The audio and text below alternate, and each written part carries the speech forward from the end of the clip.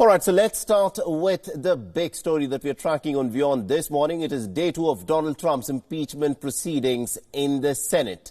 And even as we speak, the Democrats are making the opening arguments against the president. So let's bring you up to date with what is happening in the Senate. Now, as expected, the lead impeachment manager, Adam Schiff, was, of course, the first to take to the podium for the Democrats. The Schiff broadly outlined their case against Donald Trump. He had two major arguments: that the world was in fact watching how the United States was dealing with a rogue president, and secondly, that if Trump's Ukraine policy is not impeachable, then pretty much nothing is. A president this unapologetic, this lawless, this unbound to the Constitution and the oath of office must be removed from that office, lest he continue to use the vast presidential powers at his disposal to seek advantage in the next election.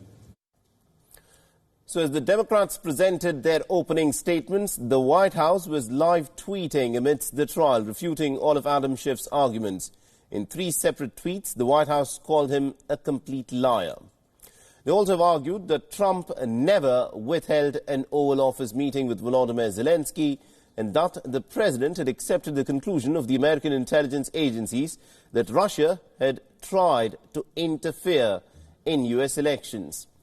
Now, the president has, of course, been reacting to the trial with one-liners on Twitter. Yesterday it was read the transcripts, and today it was no pressure. This is what the president has in fact been tweeting out, so as the trial is proceeding in the Senate. Now, in a reference to his Ukraine policy, this is what the American president has had to say. Now, amidst the trial, the Trump supporter actually managed to break into the Senate chamber. He was heard shouting, "Dismiss all charges against the president." The Chief Justice Roberts eventually ordered the man to be taken away, but the protester continued to shout slogans while he was in the hallway.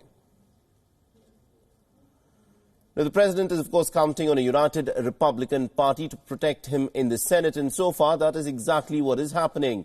20 Republican attorney generals have also thrown their weight behind their president. They've sent a letter to the Senate Secretary demanding that all charges need to be rejected. Today, we are submitting a legal opinion, a friend of the Senate brief, if you will, to the Secretary of the United States Senate to aid the senators in their deliberations. And in that letter, we are outlining the problems, both factual and legal, with the articles of impeachment that were passed last month by the United States House of Representatives. We are asking the United States Senate, on constitutional and legal grounds, as well as lacking in factual sufficiency, to reject these articles. So over the next 3 days, the Democrats have the podium, after which the president's legal team gets an equal amount of time to defend him. At this point of time, it is unclear as to how much of this time the defense team is actually going to take. Now, once both sides have presented their case, the senators will have the opportunity to ask questions to either side. Now, in this phase of the trial, new witnesses will be called in by the Senate, and also Senator Ted Cruz has called for Hunter Biden, the son of Joe Biden, to testify. And the Democrats are likely to demand a testimony from former National Security Advisor John Bolton. This is a White House call readout, July 25th, 2019.